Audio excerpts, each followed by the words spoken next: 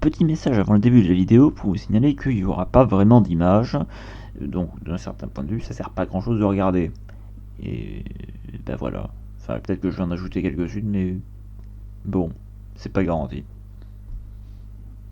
Bonjour à tous, aujourd'hui on va parler livre, psychologie, philosophie et politique, avec un livre qui parle de politique grâce à la psychologie et la philosophie. Donc apparemment un livre dont personne n'a jamais entendu parler vu que j'ai dû moi-même créer sa fiche sur Sens Critique et que personne n'a l'air d'avoir d'avis dessus.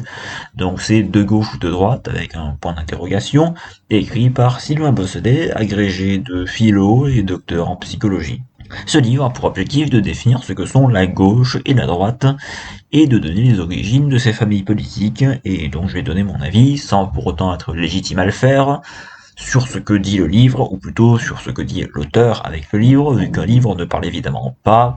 Si jamais votre livre vous parle, c'est soit que vous avez une imagination débordante, soit que vous devez aller voir un psychiatre, mais je digresse un petit peu. Donc, on peut plus ou moins le découper en trois parties. Une partie philosophique, une partie psychologique et une partie plus ou moins synthétique. Personnellement, je suis surtout intéressé par la partie philosophique et la synthèse pour des raisons que j'exposerai un peu plus tard. Concernant la partie philosophique, elle consiste dans un premier temps à faire un historique des idées de la droite et de la gauche et d'en décrire les fondements en citant les principaux auteurs et en vulgarisant leurs idées, et dans un second temps de donner les postures des deux courants sur divers sujets. Parmi les auteurs cités dans ce premier temps, soit les premiers chapitres, c'est Aristote, Platon, Grotius, Hobbes, Locke, Smith, Rousseau et Marx, tout simplement, avec quelques mentions d'autres auteurs comme Proudhon ou Bakounine, par exemple. Donc Aristote et Platon, et dans une moindre mesure Grotius, se situent donc avant le début de l'apparition du clivage entre les deux familles. Selon l'auteur, Hobbes, Locke et Smith sont les fondateurs de la droite, et Rousseau et Marx sont les fondateurs de la gauche. L'auteur donne pour fondement de la gauche et de la droite deux postures différentes et opposées vis-à-vis des états de nature et de société, et aussi vis-à-vis de l'organisation de l'économie. Ainsi, la droite est fondée sur une méfiance vis-à-vis de l'état de nature, une volonté de maintenir l'état de société, et un système économique qui permet à certains de ces agents d'accumuler de la richesse, ce qui fait accessoirement que pas mal des idéologies extrêmes droite ne suivent même pas ces fondements, mais bref, inversement, la gauche serait fondée sur une certaine nostalgie vis-à-vis de cet état de nature et une méfiance vis-à-vis d'un état de société, et donc un système économique permettant à chaque citoyen, à tout citoyen du coup, de subvenir à ses besoins. Dans le second temps, l'auteur va donner, logiquement, les propositions, dans le second temps, l'auteur va donner, logiquement, les positions aisément déductibles des chapitres précédents pour la plupart, donc de la gauche et de la droite sur divers sujets, à savoir donc sur la liberté, la sécurité, la fraternité, la justice, la violence, le bonheur, etc. Et je ne vais pas m'attarder sur ces positions pour deux raisons. Premièrement, ce serait long, deuxièmement, je suis pas là pour ça. Peut-être dans une prochaine vidéo, mais cette fois non. Concernant la partie psychologique, ben, je n'ai pas beaucoup. Non. Concernant la partie psychologique, eh bien, je n'en parlerai pas car je n'ai pas beaucoup de connaissances en psychologie. Par contre, j'ai appris assez rapidement à fortement me méfier de tout discours ressemblant à ce qu'ont pu dire Sigmund Freud, si ça se prononce bien comme ça, ou Jacques Lacan. Or, l'auteur dans cette partie montre ouvertement qu'il appartient tout simplement à l'école de la psychanalyse, bah, notamment par ses analyses psychologiques, ses éléments de langage et tout. Donc voilà. Donc je vais pas franchement me prononcer sur cette analyse parce que j'ai pas franchement les compétences pour, et je m'en méfie. Surtout que la psychanalyse a une fâcheuse tendance à être irréfutable, ce qui n'est pas une très bonne chose pour une théorie. Donc, je vais passer à la partie synthèse, qui de mon point de vue est assez convenue. Elle consiste dans un premier temps à critiquer les idées de gauche et de droite, et critique cohérente vis-à-vis des chapitres précédents, et donc dans un second temps de proposer une troisième voie, la troisième voie qui est le gouvernement par la science, tout simplement. Conclusion peut-être un peu trop simpliste. Ces critiques de la gauche et de la droite peuvent être résumées ainsi. L'auteur considère que la gauche est naïve et utopiste et accorde trop de confiance en la nature humaine, et qu'au contraire, la droite s'en méfie trop et réduit l'être humain à un état de vulgaire parasite opportuniste avec un penchant malsain pour l'accumulation. Maintenant passons à la partie plus subjective, soit le gros des critiques que j'ai à formuler vis-à-vis du bouquin. Commençons par les points positifs. Personnellement, j'aime bien la première partie, qui parle de la philosophie des différents auteurs et de la construction des familles politiques, même si je ne pense pas que cette définition des familles politiques, gauche et droite, soit très pertinente.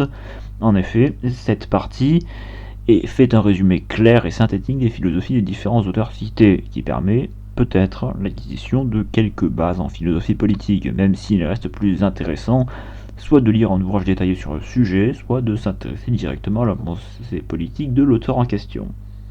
J'ai bugué sur le mot penser, je ne sais pas pourquoi. Autre remarque positive que j'ai à formuler, c'est concernant la forme. Eh bien, comment dire? Bon, concernant la forme, le style d'écriture est très abordable pour à peu près toute personne sachant lire le français à peu près correctement. Les termes techniques de philosophie ou de psychanalyse sont simplement définis, ce qui rend le tout facilement compréhensible, même pour quelqu'un qui n'y connaît pas vraiment grand chose dans ces domaines. Et ça, à mon avis, c'est un bon point, du coup. Voilà, juste un bon point. Maintenant, passons au négatif. Au plus négatif, au négatif selon moi, parce que le truc c'est qu'il y a pas mal de points négatifs qui pourraient éventuellement être évacués, qui pourraient être éventuellement évacués si jamais il s'avère qu'en fait ces points sont dus au fait que j'ai mal compris, parce que c'est possible, je peux très bien mal comprendre un truc, si ce serait pas la première fois que ça m'arrive. Donc voilà. Tout d'abord, je trouve que l'auteur adopte une vision plus ou moins statique et assez contestable du clivage gauche-droite, alors que justement la plupart des gens ont tendance à y préférer une sorte de clivage dynamique. Vous voyez, c'est plus ou moins un glissement en général au fil du temps, au fil de l'histoire, vers la gauche ou vers la droite, en fonction des cas. Voilà, donc c'est ça ce que j'appelle le clivage dynamique. Ce à quoi justement, donc du coup à cette critique de la vision plus ou moins statique assez contestable, on pourrait me répondre que eh bien, les critères posés par l'auteur sont suffisamment larges pour regrouper toutes les idéologies et leurs évolutions, et donc en quelque sorte de rester pertinent malgré justement ce glissement des idéologies, de la société et tout. Eh bien ça ne me convainc pas forcément, pas franchement, du coup, et je vais l'illustrer avec quelques cas. Donc par exemple, j'ai peut-être deux exemples de courants politiques dits de droite qui ne sont pas forcément compatibles avec la droite telle que définie par l'auteur. Donc pour rappel, la droite est fondée donc sur une volonté de se maintenir dans un état de société se différenciant de celui de nature et sur un système économique dont le but est l'enrichissement personnel. Donc, si on se fie à ces critères, peut-on vraiment dire que le légitimisme français ou le fascisme italien sont des courants de droite? En effet, ces deux courants, considérés comme étant d'extrême droite, ne sont pas franchement favorables à l'enrichissement personnel, ce qui se manifeste dans leur hostilité au capitalisme libéral auquel ils préfèrent un système corporatiste, soit un marché dans lequel certes les moyens de production, pour reprendre un vocabulaire marxiste, appartient donc aux acteurs privés, mais l'action des acteurs privés est strictement encadrée par un système de corporation. Donc en gros, les acteurs privés ne peuvent pas faire jouer la concurrence comme d'un système libéral et ne peuvent pas s'enrichir non plus personnellement, ne peut pas trop s'enrichir personnellement, sinon la corporation leur tombe dessus, tout simplement. Donc je considère que c'est aussi un petit peu le cas pour les courants politiques de gauche qui, parce qu'ils ne font pas confiance à la responsabilité individuelle pour garantir donc la sécurité justement des individus, préfèrent donc contraindre les individus au respect de lois collectives qui défendent l'intérêt général, lois pourtant conformes aux idéaux de gauche. Eh bien, peut-on considérer que ces courants politiques de gauche sont vraiment des courants politiques de gauche si on se fie à ce que dit l'auteur? D'ailleurs, l'auteur va même le relever à un petit moment dans la partie critique. Donc je pense qu'il a un petit peu mal attribué la faute à ce niveau-là. Mais bon, de la même façon, par exemple, je vais encore donner un exemple, c'est le libéralisme. C'était, comment dire, le libéralisme, en fait, c'était une philosophie qui a été considérée de gauche, en fait, pendant une bonne partie du 19e siècle. Si je dis pas de conneries, il me semble bien que c'était un truc de gauche considéré comme de gauche pendant tout le 19e siècle, alors que le livre, du coup, classe le tout ouvertement comme étant de droite. Donc, voilà, je sais pas, c'est peut-être des contre-exemples, peut-être que j'ai mal compris, c'est possible, j'ai peut-être mal compris ces fondements, mais ou peut-être qu'ils sont juste, comme je le dis, assez pas pertinents, assez bancal. Bancal au pluriel, ça donne quoi? Bon, ensuite,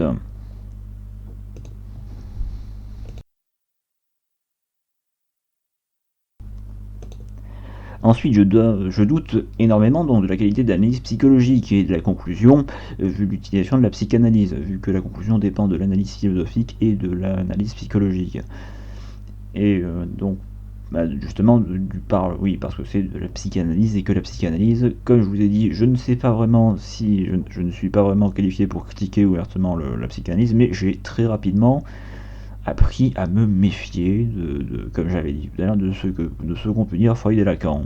Donc, et pour finir, donc, la voie que l'auteur propose, à savoir une sorte de démocratie directe dans laquelle ce sont des scientifiques qui proposent des solutions et les citoyens qui votent, pour certaines, du coup, à mon avis, cette voie-là reviendrait à oublier quelques difficultés. Tout d'abord, une difficulté d'ordre théorique, à savoir que le rôle principal de la science est donc la description et éventuellement la prescription à partir de modèles théoriques, ce qui fait que toute décision basée sur la science restera tout de même politique, donc je vois mal comment on peut vraiment gouverner par la science sans tomber dans la politique. Ensuite, ensuite, à mon avis, il y a 4 autres difficultés pratiques qui s'y ajoutent. Donc, la première, c'est que le scientifique reste un humain et peut donc être victime des mêmes biais, ou de, comme on dit, le pouvoir courant. Voilà, donc à mon avis, ça risque de ne pas changer grand-chose du coup si on remplace les hommes politiques par des scientifiques. Et même si c'est pour voilà, comment dire, ça peut toujours amener à des situations assez similaires. Donc ensuite comment dire, cette solution semble oublier donc justement l'utilisation ou les instrumentalisations de la science ou de disciplines entières par des mouvements, enfin par des groupes politiques, on dira. Donc, ça pourrait permettre éventuellement de faire passer justement plus une politique qu'une autre par la science, du coup. Après, on pourra me dire que après, j'ai vu des gens défendre que justement une des deux failles politiques était plus scientifique que l'autre. Moi, je suis très sceptique quant à ça. Donc voilà. Ensuite, ça revient à oublier que qu'en fait, certaines des sciences humaines et sociales peinent à trouver des consensus scientifiques, ce qui fait qu'on peut d'autant plus difficilement les utiliser pour gouverner. Il n'y a carrément pas de consensus pour pas mal de descriptions. Donc bon. Et ensuite, il y a aussi le fait que le peuple n'est pas nécessairement le mieux qualifié pour choisir une solution scientifique, comme le montre le débat sur l'utilisation de l'hydroxychloroquine dans le traitement de Covid-19. Donc là, je viens de perdre définitivement toute chance de monétisation de cette vidéo, mais je m'en fous, je ne monétise pas, je n'ai pas les moyens de le faire. Et il y a pas mal d'autres exemples. Donc je sais pas si c'était des critiques assez pertinentes, peut-être qu'il faudrait que je les reformule un petit peu en commentaire ou en description, des trucs comme ça. Donc on va passer à une conclusion, je crois.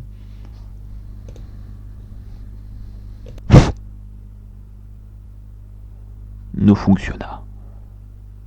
Ça marche? Ça a l'air. Bon. Testons. Donc, conclusion. Ce petit livre est sympathique dans sa première partie. Ce petit livre est sympathique dans sa première partie et permet une synthèse rapide. Je crois qu'une synthèse c'est supposé être rapide dans tous les cas, donc de grands auteurs de philosophie politique.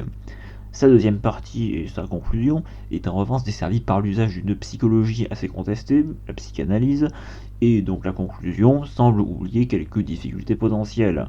En outre, le livre cherche à réhabiliter ce clivage gauche-droite qui est selon moi, et selon pas mal de monde d'après ce que j'en ai compris, assez dépassé et qui, toujours selon moi, reste dépassé. Putain, pourquoi je l'ai marqué 2 fois ça? Bon, vu que les définitions des deux familles politiques souffrent de quelques failles qui font que si ça peut marcher dans pas mal de cas, dans d'autres cas, en revanche, cette définition, ce classement, peut aboutir à des classements assez contestables ou à des idées carrément inclassables. Ce qui fait que ma lecture de ce livre, ce qui fait que malgré ma lecture de ce livre, je vais toujours éviter d'utiliser ce clivage. Et c'était donc officiellement le deuxième épisode de mes vidéos lecture, officieusement c'était le premier. J'espère que vous avez apprécié. Si jamais c'est le cas, n'hésitez pas à laisser un pouce bleu.